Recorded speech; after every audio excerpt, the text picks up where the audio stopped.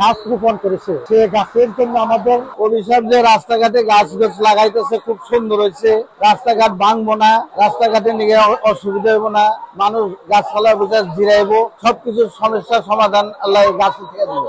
জিয়া রহমানের শাহাদত বার্ষিকী উপলক্ষে আমরা তাদের সম্মুখে বলেছিলাম ধামরাই উপজেলা এবং পৌরসভা এলাকা নিয়ে আমরা সারা ধামরাইতে যে সমস্ত বিলুপ্ত প্রায় গাছগুলো আছে ঔষধি বনজ এবং ফলজ গাছগুলো, এগুলো আমরা 3000-এর বেশি গাছ লাগাবো। তারই অংশ হিসেবে আমরা ধামরাই সরকারি কলেজ থেকে শুরু করেছে পর্যায়ক্রমে ধামরাই পৌরসভার বিভিন্ন ওয়ার্ড 1 নম্বর 2 নম্বর 3 নম্বর করে আমরা আজকে এই ধামরাই সদর ইউনিয়নের পর্যায়ক্রমে আমরা 16টা ইউনিয়নে আমাদের 3000 গাছ আমরা রোপণ কর্মসূচি সম্পন্ন করব। যে সমস্ত গাছগুলো বিলুপ্ত হয়ে গেছে সেই গাছগুলো পুনরায় আমাদের নেতা শহীদ রাষ্ট্রপতি জিয়া রহমানের নির্দেশনা অনুযায়ী সারা বাংলাদেশে সবুজ বিপ্লবের মাধ্যমে পরিবেশ বিপর্যয়ের হাত থেকে বাঁচানোর জন্য গাছ রোপণের কর্মসূচি হাতে নিতে বলছেন। তারই প্রেক্ষিতে আমাদের এই ধামরাই থানা পৌর স্বেচ্ছাসেবক দলের নেতৃবৃন্দ এবং এই অঞ্চলে জনসাধারণের প্রত্যক্ষ এবং পরোক্ষ উপস্থিতিতে আমরা এই গাছগুলো লাগানো শুরু করেছি।